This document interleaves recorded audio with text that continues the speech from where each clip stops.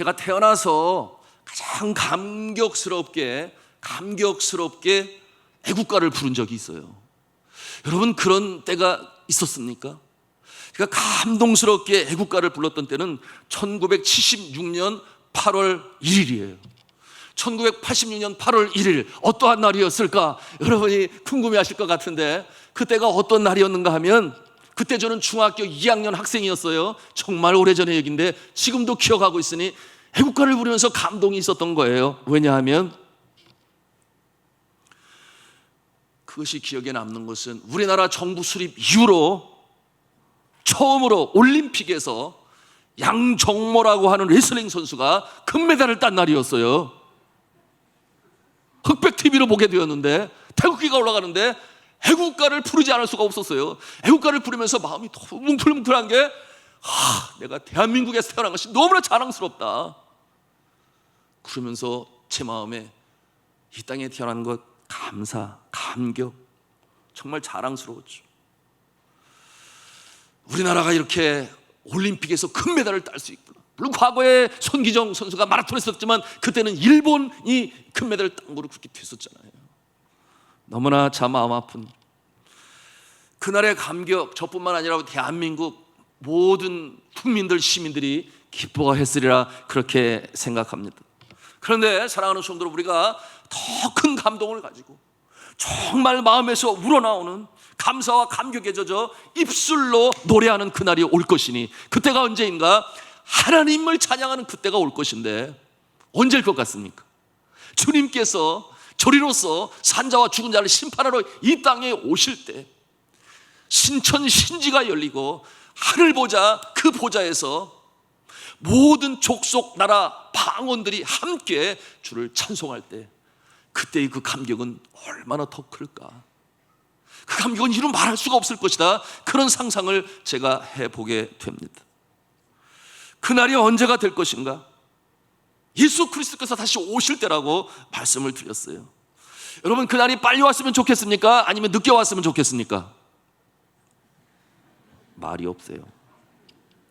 사도 요한처럼 아멘 주 예수여 어서 오시옵소서, 그 같은 신앙을 가지고 우리가 살아야 되는데, 많은 경우 그러잖아요. 아이고, 저 아직 준비 안 되시유, 천천히 오시는 것이 좋겠시유, 우리가 이렇게 하면 되겠시유? 그러면 안 되겠시유. 계시록을 통해서 우리가 확실히 가져야 할 영적 진리가 있으니, 아멘 주 예수여 어서 오시옵소서, 마라나타의 신앙으로 서야 되니 종말론적인 신앙을 가지고 살아가야 되는데, 그러나 많은 경우 그렇지 못해요. 이와 같은 모습을 하나님께서 아시니 사도 요한을 통해서 계속해서 생각하고 묵상하고 깨달을 수 있도록 요한계시록을 남겨주신 것 아니겠습니까? 자, 이 감동의 노래, 감동의 찬송, 오늘 요한계시록 14장의 주제가 될 거예요. 감동의 장이죠. 하나님 그 환난의 때의 환상을 보여주시다가 이 사도 요한이 너무 놀라고 두렵고 가슴 떨리고 그럴 때에 너무 두려워하지 말아라. 믿는 자들은 이렇게 될 것이다. 하나님 그와 같은 내용으로 보여주시는 거예요. 다시금 힘을 얻게 하시기 위해서 미리 그 영광의 날을 이처럼 보여주시는 것입니다. 신천 신지 새하늘 새 땅, 하늘 보좌의 모든 나라 족속 방언이 함께 각양 다른 언어로, 랭귀지가 나오죠. 그 같은 언어로 찬송할 것입니다. 저는 그와 같은 모습을 상상해 보면서 나는 따갈로그로다가 찬송을 하다가 네팔 말로도 찬송을 하다가 한국말로도 찬송을 하다가 영어로도 찬송을 하겠다, 뭐 이런 생각도 생각하면서 웃은 적이 있습니다. 영광의 날, 그 순간을 보여주세요. 여러분, 7장에서도 그 모습을 보여주셨어요. 하늘 보좌의 찬송의 모습. 그리고 오늘 14장에 다시금 보여주십니다. 그러니 그때의 사도 요한이 얼마나 힘이 되었을까요? 정말 큰 힘이 얻을 거예요. 그러니 어떤 생각을 가졌겠어요? 그래, 인내하자, 견디고 나가자, 믿음의 선한 싸움을 싸우자, 달려갈 길을 마칠 때까지 전진해 나가자, 그 마음을 사도 요한이 가졌을 것이 너무나 분명합니다. 자, 사랑하는 성도 여러분, 이 광야와 같은 세상, 도덕이 무너져요, 윤리가 무너져요, 죄악이 간영한 세상이에요. 세상 풍조가 대세가 되어 사람들 다 끌고 가는 이때에 오늘 아침에도 말씀으로 나눴습니다. 새 사람과 옛 사람의 차이점이 무엇이냐 그거예요. 생각이 다르다 그랬어요. 가치관이 달라요. 인생관이 달라요. 세계관이 달라요. 믿음의 사람들은 성경을 통해 하나의 프리즘이라고 그러죠. 하나님의 성경의 말씀이 세상을 바라보고 분석하고 해석하는 기준이 되는 것입니다. 절대 진리가 되는 거예요. 그런데 말씀을 알지 못하니 그냥 끌려가고 흡수되어지고, 그러다가 영적인 야성을 잃어버려요. 내가 예수 믿는 사람인지 아닌지 겉으로 드러나는 모습도 별로 나타나지도 않고 그런 모습 아니잖아요. 자, 이와 같은 모습, 주님께서 나를 하나님의 자녀로 삼으시고 뿐만 아니라 천사도 흠모할 만한 직분으로 주시고 내가 너를 쓰겠다, 너를 축복의 통로로 만들게, 라는 사람의 존재가 그 모습 때문에 가정에서, 일터에서, 또는 학업의 장소에서 역시 이와 같은 엄지척 이런 모습으로 살기를 우리 하나님은 원하시는데, 우리 자신의 정체성을 다시 한번 생각하시고 또 이와 같은 영광의 자리를 상상하시고 다시금 일어날 수 있기를 주님의 이름으로 축복합니다. 자, 성경 본문에서 그 모습을 우리가 보기를 원하는데, 우리 14장 1절 말씀 보면 어떤 말이 있는가? 어린 양이 시온산에 섰다 그랬어요. 어린 양은 누구겠습니까? 너무나 잘 알죠. 예, 바로 십자가의 제물의 모습으로 표현되는 어린 양 예수 그리스도. 왜 어린 양으로 표현할까요? 흠이 없는, 아직 때가 묻지 않은 그 같은 모습이 예수님의 어린 양의 모습인 것이죠. 예수님께서 시온산에 서셨다 그랬어요. 여러분, 시온산은 구약 성경에는 예루살렘을 말합니다. 예루살렘. 그래서 시편이라든지 또는 선지서를 보면 저 북방 시온산에 대한 그와 같은 내용들이 많이 나와요. 찬송도 불러요. 저 북방 시온산 큰 왕의 성일세, 그렇죠? 싱 할렐루야, 싱 할렐루야 찬송을 부르. 시편 48편 2절의 말씀이죠. 뭐라고 그랬는가 하면, 터가 높고 아름다워 온 세계가 즐거워하며 큰 왕의 성 북방에 있는 시온산이 그러하도다. 그런데 새하늘 새 땅 신천 신지가 이 땅에 도림하게 될 때에, 그때에 이 새 예루살렘 많이 들어봤죠? 새 시온산은 저 팔레스타인에 있는 이스라엘의 높은 산에 위치한 예루살렘, 그곳이 아니라 하나님께서 임재하시고 보좌가 만들어진 그 어느 곳이 될 것인데, 지정적으로 꼭 거기다 그렇게 말할 수는 없다. 그것은 어디인지 우리가 알지 못해요. 그러나 분명한 것은 하늘 보좌가 만들어지게 될 것입니다. 자, 그런데 다음 말씀에 보니 어린 양과 함께 몇 명이 있다 그랬어요? 서 있다 그랬어요? 14만 4천 명이라 그랬어요. 여러분, 14만 4천 명이 등장을 합니다. 이거 가지고 신천지가, 그 이단이 그 안에 들어가야 된다고 그래서 14만 4천 명이 넘었어요. 그러니까 이제는 헌금을 액수를 정했죠. 얼마 이상을 내야 그 안에 들어갈 수 있다. 여하튼 너무나 뻔한 거예요. 그 끝은 이단, 끝에 가서 다른 모습이 나타나요. 14만 4천 명, 이것은 무엇을 상징한다? 전에도 설명을 했어요. 여러분, 12지파, 구약 성경의 12지파, 그리고 신약 성경에는 예수 믿는 자들의 대표격인 12제자라고 그랬습니다. 그러므로 12 곱하기 12, 그렇으면 얼마가 나와요? 144가 나와요. 이것이 성도를 대표하는 숫자인데, 그런데 거기에다가 이 군사의 단위, 영적 군사의 단위로 계속해서 나오고 있는 것이 뭐냐면 1천입니다. 1천. 그래서 1천을 더 곱해요. 그래서 나오는 숫자가 14만 4천 명이 되는 것입니다. 그러니 이 사람들은 그 이름이 생명책에 기록된 사람들이다. 요한계시록 20장 15절과 21장 27절에 나와요. 생명책에 기록된 사람들, 누가? 14만 4천 명이. 두 번째로는 천국의 혼인잔치에 참여한 자들이, 그것을 요한계시록 19장 9절에 말씀하고 있습니다.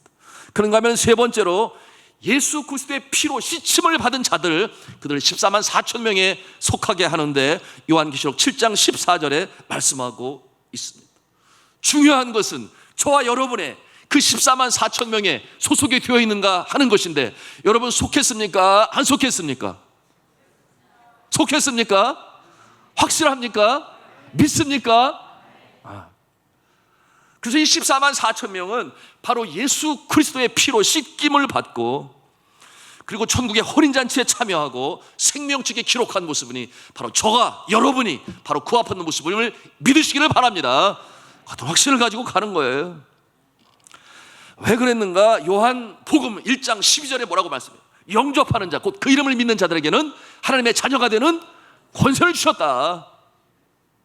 이와 같은 자가 14만 4천 명의 한 사람으로 서는 것이니 우리에게는 구원 전선 이상 없다. 할렐루야. 힘 가지고 살아가는 거예요. 그래서 혹시나 신천지가 길 것을 잡고 14만 4천 명에 그러면 나 14만 4천 명에 들어간 사람이야. 당신은 잘 모르지? 열심히 애쓰고 있지? 나는 확신해. 어떻게 그쪽에서 물어보면 설명을 잘 해줘요. 이런 확신을 가지고 적어도 우리가 믿음을 흔들리지 말며 가실 수 있기를 바랍니다. 아멘이에요. 그러니 이것이 증표가 되는 것입니다. 오늘 말씀 1절에 보니 구원받은 14만 4천 명 그들의 이마에는 뭐라고 그랬어요? 어린 양의 이름과 그 아버지의 이름을 쓴 것이 있더라 그랬어요. 그들의 이마에는 어린 양의 이름과 그 아버지의 이름을 쓴 것이 있더라. 이 같은 자들은 어떠한 자들이에요? 환난 중에서도 믿음을 지킨 자들. 그러므로 그 이마에 무슨 숫자를 받지 아니했어요? 지난 시간에 나왔습니다. 짐승의 숫자를 받지 아니하는 자들. 그 시대의 권세와 권력에 하수인 되지 아니하고 내가 좀 더 편하게 살기 위하여 하나님을 떠나 황제 숭배 세상으로 가리키고 있는 로마 네로 황자의 그 숫자가 666이라고 그랬습니다. 사람의 숫자요, 짐승의 숫자라고 그랬습니다. 그것을 받지 아니하니 그 이마에는 대신 하나님의 자녀라고 하는 증표가 이마에 받게 된다 그 말이에요. 이와 같은 모습은 우상을 섬기지 않는 그와 같은 모습을 상징적으로 표현한 것입니다. 진짜 이마에 여기다가 하나님의 자녀 이렇게 써질까? 뭐 이런 상상은 얼마든지 해볼 수 있습니다만은 그러나 상징적인 면에서의 표현이라 이렇게 볼 수 있습니다. 그러니 그 이마의 이름은 무엇을 보여주느냐? 그리스도인의 정체성을 보여주는 것입니다. 어디에다가 그것을 표한다 그랬어요? 가장 잘 보이는 것. 그래서 이마라 그랬습니다. 오른 손목이라고 그랬습니다. 그래서 유대인들은 그것이 신명기 6장 8절에 나와요. 경건한 유대인들은 나무 상자를 만들어 이마에 이렇게 달고 다녔어요. 그래서 경건한 사람들이구나 하는 것을 알았습니다. 그리고 또한 오른 손목에 그 말씀을 적은 종이를 손목에 매어 기호를 삼고 미간에 붙여 표를 삼고 했던 모습이 그 모습이었어요. 그러니 그와 같은 모습을 하나님께서 사도 요한에게 상징적으로 보는 거예요. 이마와 오른손목이다. 어디? 가장 잘 보이는 곳에. 감출 수가 없어요. 감출 수가 없어. 드러나요.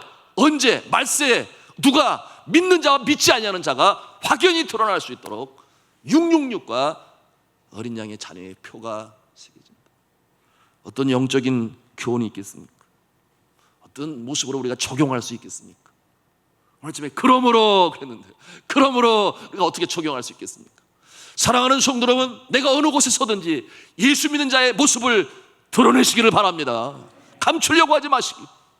감추려고 하지 마세요. 그러면 안 돼요. 영적 야성이 사라져요. 오늘도 우리 청년들에게 말씀으로 전했습니다만 여러분은 한국에 오니까 언제부터인가 성경책 들고 다니는 모습도 사라지고 다 핸드폰 들고 병원에 갈 때도 지금 저분이 목사님인지 신방을 알 수가 없고 그런데 그것이 자꾸만 위축되어져서 세상의 권세에 눌려서 영적 야성이 죽게 되니 아니 선교지에서는 복음 전하다가 걸리면 고발당하고 잡혀가서 결국은 2주 안에 추방도 당하고 그러는데 우리나라 전도한다고 어디로 추방 당할 일 있어요? 없어요. 그것이 너무 좋더라고. 한국에 들어와 보니까 내 마음껏 신앙 표현할 수 있잖아요. 장례식장이든지 식당이든지 병원이든지 자랑스럽게 이와 같은 모습으로 드러내시기를 주님의 이름으로 부탁합니다. 숨어 있으면 안 되는 것이죠. 자신이 있어야 됩니다. 어떤 모습은 십자가의 목걸이, 그렇죠? 십자가 목걸이도 하고 귀걸이도 하고 저는 그 참 좋아 보이더라고요. 얼마나 자신감 있는 모습이에요. 그렇잖아요? 예수 믿는 모습 드러내는 거잖아요. 어떤 모습은 또 차 뒤에다가 익투스라고 하는 물고기 뼈씩 탁 붙여놓고 또 어떤 분들은 주 예수를 믿으라 뭐 이런 글귀도 적어놓고 미국에 가면 그런 사람들 많아요. 자신감 있게 사는 것이죠. 그런데 뒤에다가 이투수 해놓고 요리조리 이렇게 막 운전 막 이렇게 주차장에서도 팡팡거리고 빨리 못 나가냐 막 그러고, 그러면 안 붙이면 못해요. 안 붙이면 못해. 자신감을 가지고 살아갈 수 있어야 되는데, 역시 김 집사는 달라. 역시 미쓰리는 달라. 왜? 예수 믿는 그와 같은 향이 나요. 그리스도의 편지가 돼요. 그런 모습입니다. 반대로 어떤 경우가 있어요? 믿는 사람인지 아닌지 한참 살펴봐도 알 길이 없네. 그러면 문제가 있는 거 아니겠습니까? 저 사람이 예수 믿는 사람이요? 아니요. 더 심각한 것은 아무리 봐도 믿는 사람으로 생각도 못했는데, 행위도 언어도 아니라서 그래서 생각도 하지 않았는데 나중에 알고 보니 교회 다니더라. 이러면 정말 문제 있는 것 아니겠습니까? 제대로 예수 믿는 것입니까? 오늘 말씀의 근거에서 말입니다. 우리 여러분 중에는 한 사람도 그런 사람 없기를 주님의 이름으로 부탁합니다. 자, 2절 말씀해 보니 또 뭐라고 그랬어요? 허다한 무리가, 계시록 7장 9절에 나왔던 그 하늘 보좌의 찬송의 모습인데, 계시록 7장 9절에는 각 나라와 족속과 백성과 방언에서 아무도 능히 셀 수 없는 큰 무리가 나와 흰 옷을 입고 손에 종려 가지를 들고 보좌 앞에 어린 양 앞에 서서 큰 소리로 찬송을 하는데, 하늘에서 소리가 들려오는 내용이 이제 오늘 2절 말씀에 함께 2절 말씀 읽도록 하겠습니다. 시작. 내가 하늘에서 나는 소리를 들으니 많은 물소리와도 같고 큰 우레소리와도 같은데, 내가 들은 소리는 검은 고 타는 자들이 그 검은 고를 타는 것 같더라. 아멘.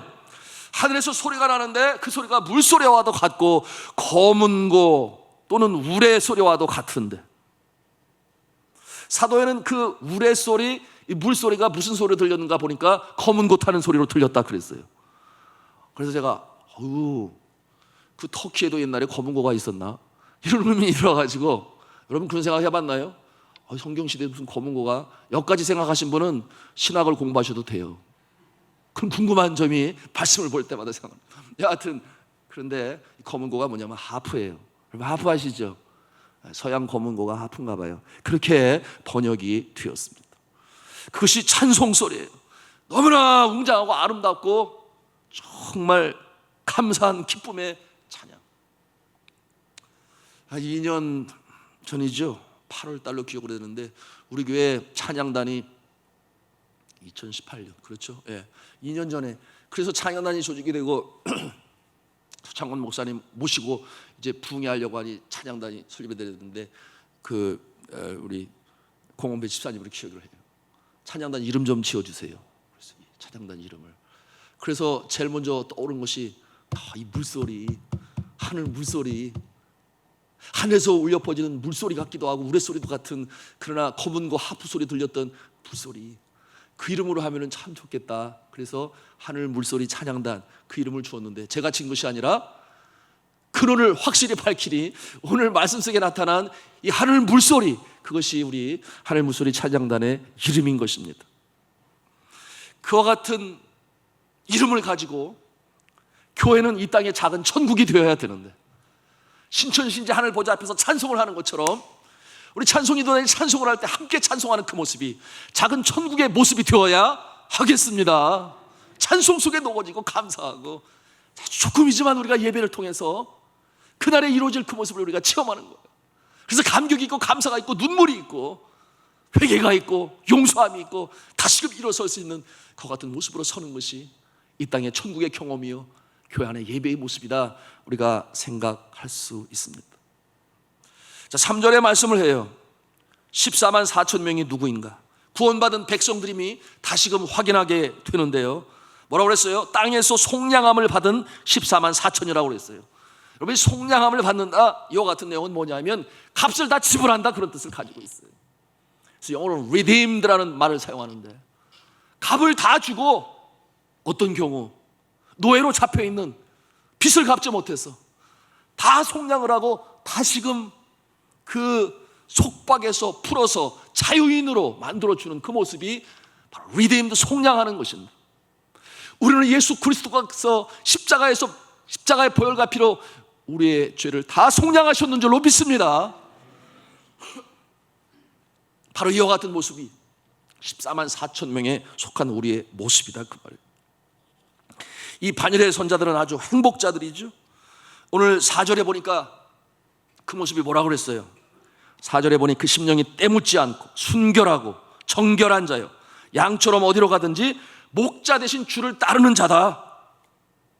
그리고 또한 속량함을 받은 처음 익은 열매로 그렇게 표현을 하고 있는데, 그것은 어떤 표현이냐?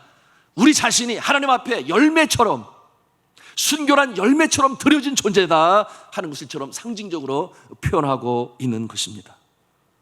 또 그 입에는 거짓말이 없고 흠이 없는 자라 그랬어요. 이것이 어떻게 가능합니까? 예수 그리스도의 보혈로 말미암아 우리 안에 역사하시는 성령님께서 우리의 양심에 친히 역사하시니 새 생명으로 양심에 거리낌이 없는 그와 같은 모습으로 살게 하시고, 서로 실수하여 잘못했다 할지언정 우리가 주 앞에 회개하면 다시금 깨끗한 주홍 같을지라도 양털같이 희게 하시는 능력이 있는 줄로 믿으시기를 바랍니다. 이 모습으로 살아가는 모습, 주님이 언제 와도 결코 두려움이 없어 종말론적인 신앙을 가지고 아멘 주 예수여 어서 오시옵소서, 이와 같은 순결한 신부의 모습으로 살아가시는 저 여러분 다 되시기를 주님의 이름으로 축원합니다.